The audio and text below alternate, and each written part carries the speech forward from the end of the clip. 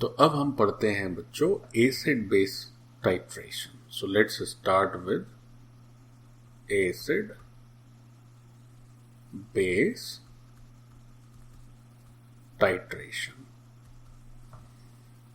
तो जो लोग टाइट्रेशन का बेसिक मतलब जानते हैं उन्हें ही ये पार्ट पढ़ना चाहिए। जो नहीं जानते हैं वो टाइट्रेशन का बेसिक क्या हो वो पीछे लेक्चर देखेंगे तो समझ पाएंगे। अब ये जो एसिड बेस टाइट्रेशन है इसमें क्या होगा कि आइदर अननोन सॉल्यूशन, क्या क्या हो सकता है, ऐसा हो सकता है कि जो अननोन सॉल्यूशन है अगर वो एसिड है तो जो स्टैंडर्ड सॉल्यूशन होगा वो होगा आपका बेस। या फिर ऐसा हो सकता है, क्या हो सकता है कि अगर ये अननोन सॉल्यूशन बेस हो जाए तो जो स्टैंडर्ड सॉल्यूशन होगा that would be an acid. So when these two unknown and standard solution are mixed with each other तब क्या होगा, एक एसिड बेस न्यूट्रलाइजेशन रिएक्शन होगी और टाइट्रेशन आगे बढ़ेगा। तो चूंकि इसमें होता क्या है कि हम लोग पहले ही पढ़ चुके हैं कि किसी भी टाइट्रेशन में जो अननोन सॉल्यूशन होता है, अननोन का मतलब क्या हो गया कि इस सॉल्यूशन का अपने को कंसंट्रेशन या स्ट्रेंथ चाहिए, तो उसमें एक स्टैंडर्ड सॉल्यूशन मिलाते हैं और तब तक मिलाते रहते हैं जब तक कि ये रिएक्शन चलती रहे। एक समय ऐसा आएगा जब अननोन सॉल्यूशन जो है that is completely consumed due to the chemical reaction with standard solution, so that will be the end point. तो एसिड बेस टाइट्रेशन में जो हमें याद रखना है वो तो क्या याद रखना है कि इस टाइट्रेशन में होगा क्या कि एसिड और बेस इनकी होगी reaction and they will produce salt plus water. तो कोई भी केमिकल रिएक्शन जब होती है तो जब दो या दो से अधिक कंपाउंड्स आपस में रिएक्ट करते हैं तो उनका जितना हिस्सा रिएक्ट करता है उतने हिस्से के ग्राम इक्विवेलेंट सेम रहते हैं, है ना। सो अगली बात हमें यह ध्यान रखनी होगी इस टाइट्रेशन में, क्योंकि एसिड और बेस एक दूसरे को न्यूट्रलाइज करेंगे, सो हमें याद रखना होगा कि gram equivalents of acid this is equal to gram equivalents of base. Gram equivalents of acid is equal to gram equivalent of base. ये स्टैंडर्ड इस टाइट्रेशन का बेसिस है। This is the basis of this acid base titration. अब gram equivalent को ही मिली equivalent में आप convert कर सकते हैं। कैसे, पहले भी शायद कभी बात हुई होगी। तो अगर एक बात हमें और याद रखनी चाहिए कि अगर कभी बात मिली इक्विवेलेंट की करी जाए तो this is not a different equivalent.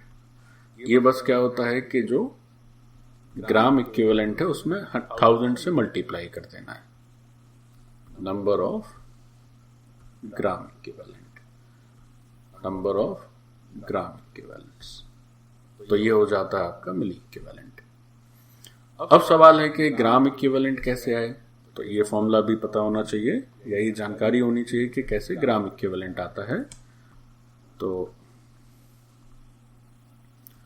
Number of gram equivalents अगर लिखने हैं तो वो हो जाता है बच्चों number of moles into n factor, number of moles into n factor.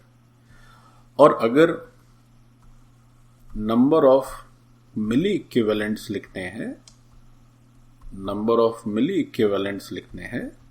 तो एक तो आप ऐसे काम कर सकते हैं कि ग्राम इक्विवेलेंट कैलकुलेट करके मल्टीप्लाइड बाय 1000, और you can also use millimoles. So number of millimoles into n factor. So this is your number of gram equivalent और number of milliequivalent. Number of gram equivalent और number of milliequivalent. चलो, अब gram equivalent मिली equivalent लिखना सीख गए। अब आप titration के क्वेश्चन करने के लायक हो गए। तो कैसे होता है क्वेश्चन देखते हैं। तो अब कुछ आसान से एग्जाम्पल देखते हैं। एक एग्जाम्पल से ही आपको बात समझ आ जाएगी। देखिए, so let's have the question please. So question is,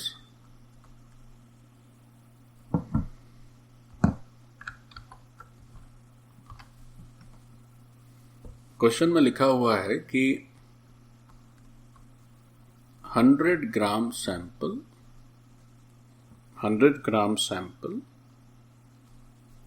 of H2SO4 solution is titrated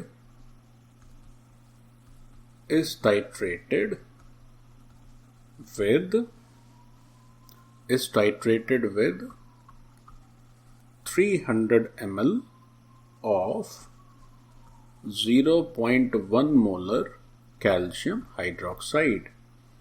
Titrated with 300 ml of 0.1 molar calcium hydroxide solution. Full stop. या फुल स्टॉप नहीं लगाते हैं, सेंटेंस अभी इनकम्प्लीट है। Calcium hydroxide solution till the end point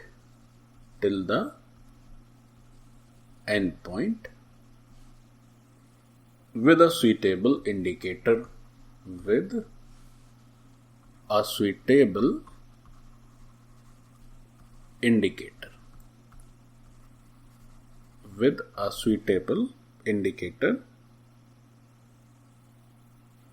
full stop. Now find the percentage purity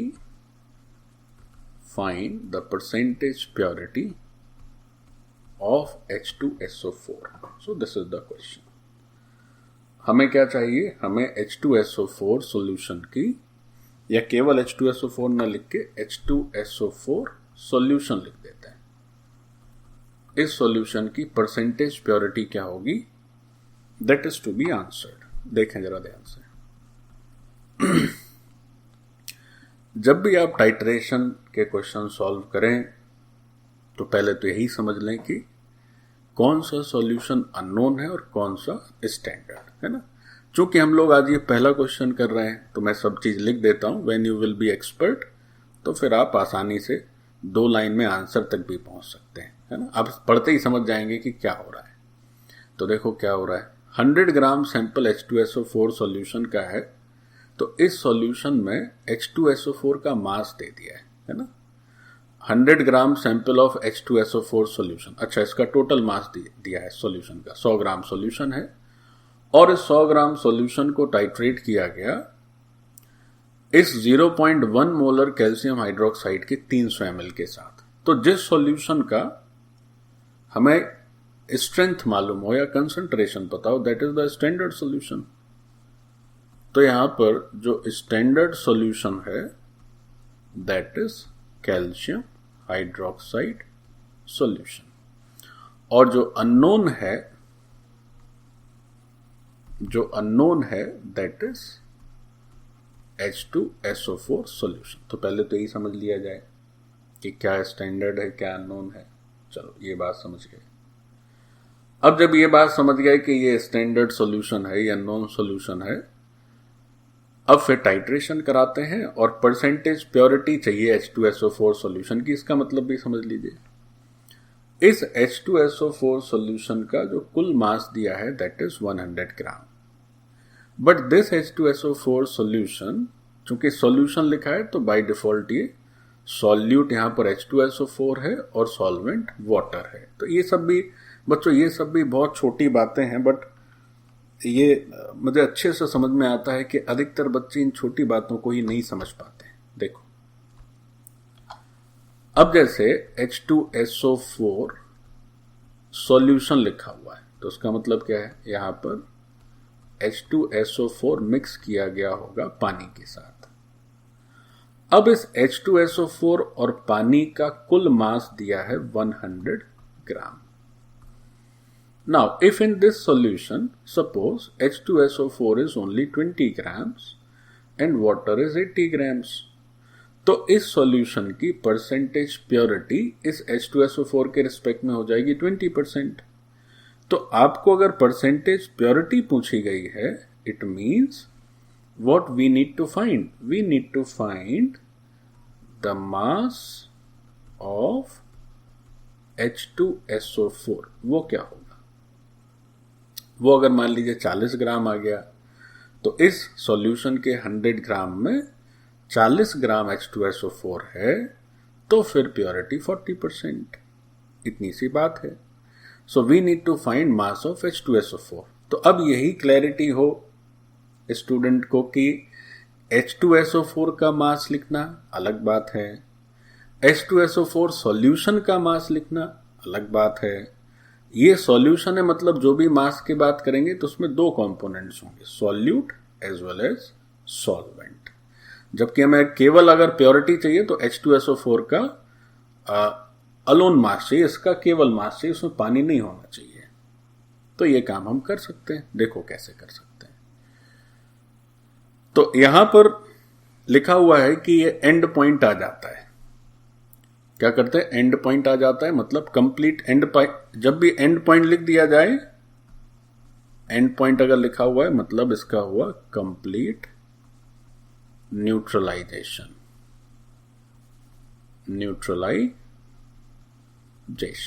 ठीक। अच्छा, ठीक। तो यहां पर जो केमिकल रिएक्शन होगा, वो केमिकल रिएक्शन आप लिख भी सकते हैं, नहीं भी लिख सकते हैं। ये आसान सा क्वेश्चन है, नहीं भी लिखोगे तो भी चलेगा। फिर भी चलो मैं लिख देता हूं। सो ये एसिड है, ये बेस है, कंप्लीट न्यूट्रलाइजेशन होगा तो सॉल्ट बनेगा और वाटर का फॉर्मेशन हो जाएगा, 2 मोल वाटर निकलेगा। ठीक। अब जब एसिड बेस आपस में रिएक्ट करेंगे तो आपको क्या लिखना होगा? इसका जो मेन प्रिंसिपल होगा इस क्वेश्चन में, जिस पर ये क्वेश्चन बेस्ड है, that is you will write number of gram equivalents of H2SO4, this is equal to number of gram equivalents of calcium hydroxide. अब नंबर ऑफ ग्राम इक्विवेलेंट्स आप बता ही नहीं सकते, कि बता सकते हैं? नहीं बता सकते, तो हमें पता करना है। नंबर ऑफ ग्राम इक्विवेलेंट्स कैसे लिखना पड़ता है? आपको लिखना पड़ता है number of moles into n factor. तो इस H2SO4 सॉल्यूशन के नंबर ऑफ मोल्स कहां पता है? अब देखो एक गलती क्या हो सकती है, कोई कहे H2SO4 के नंबर ऑफ मोल्स बताइए और 100 ग्राम सैंपल दिया है, तो कोई बेचारा ये सोच ले कि ये 100 ग्राम H2SO4 ही है, और फिर क्या कर दे, 100 ग्राम में H2SO4 के मोलर मास से डिवाइड कर दे, तो कहेगा सर नंबर ऑफ मोल्स आ गए। तो गलत हो जाएगा ना बच्चों। इस 100 ग्राम में H2SO4 के साथ साथ पानी भी मिला हुआ है। This is not pure H2SO4। हमें तो यही तो क्वेश्चन है, बताना है कि प्योर H2SO4 कितना है, ये 100 ग्राम थोड़ी है। अच्छा ठीक, तो क्या हम ग्राम इक्विवेलेंट कैल्शियम हाइड्रोक्साइड के बता सकते हैं? बता सकते हैं। कैसे? इस कैल्शियम हाइड्रोक्साइड का वॉल्यूम दिया है और मोलैरिटी दी है, तो अगर नंबर ऑफ मोल्स जानना चाहें तो वो कैसे निकल जाता है? मोलैरिटी में आप वॉल्यूम से मल्टीप्लाई कर दो, लेकिन ये मोलर है, मोल पर लीटर, और ये ml है, तो आप 10⁻³ से मल्टीप्लाई कर दीजिए। सो this is what? This is moles of calcium hydroxide. अब इस कैल्शियम हाइड्रोक्साइड का n फैक्टर, तो n फैक्टर क्या हो जाएगा? 2।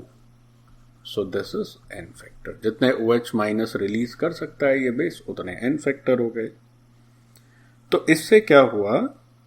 इससे हमें मिल गया ग्राम equivalent of H2SO4। So if you solve this, हमारे पास क्या रिजल्ट आ जाएगा बच्चों, 600 तो इधर है, तो ये 60 हो गया, एक 0.1 यहाँ पर है ना, और 10 to the power -3, या इसी को थोड़ा ठीक से लिख लेंगे तो दिस वुड बी 0.06.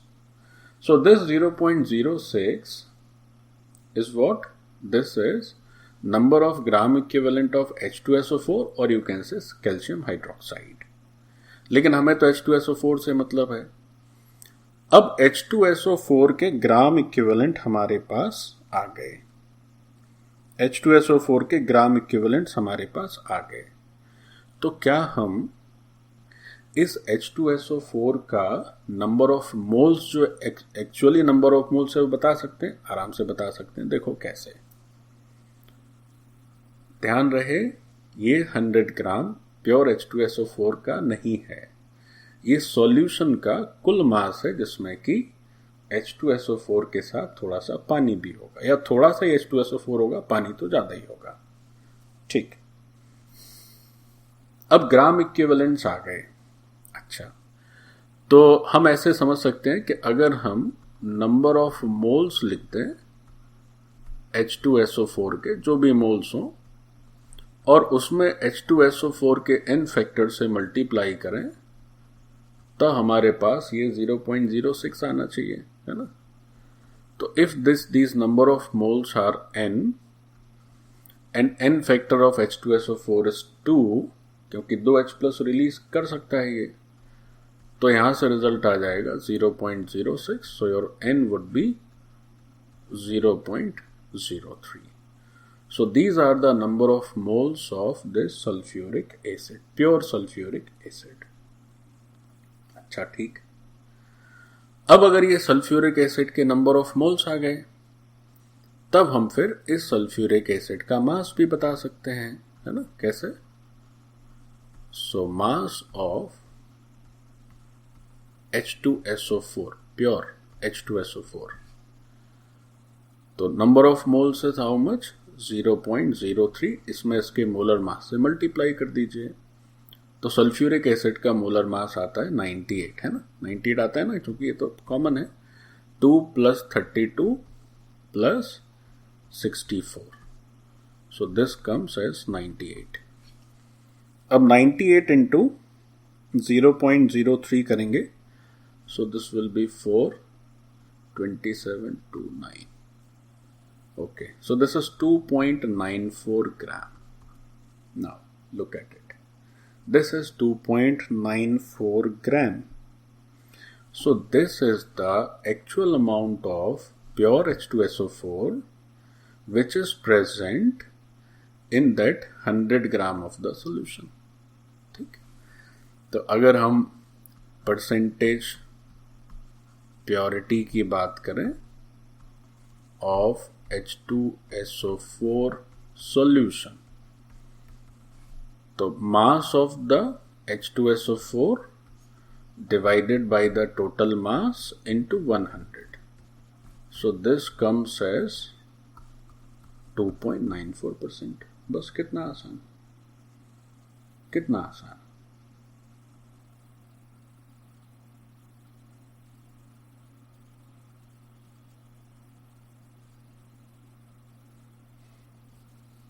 हो गया रिजल्ट.